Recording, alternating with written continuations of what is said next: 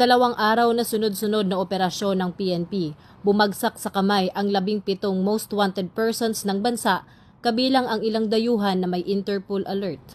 Nagkaisa ang mga unit mula Luzon hanggang Mindanao, CIDG, SAF at iba pang regional offices para sa malawakang operasyon.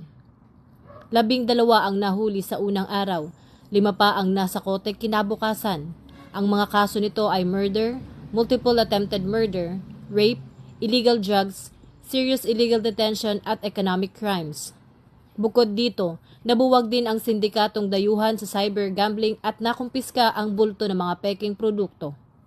Ayon kay Acting Chief PNP Police Lieutenant General Jose Melencio C. Nartates Jr., tuloy-tuloy ang pagtugis ng kapulisan para iharap sa korte ang mga pugante at maibigay ang hustisya sa mga biktima.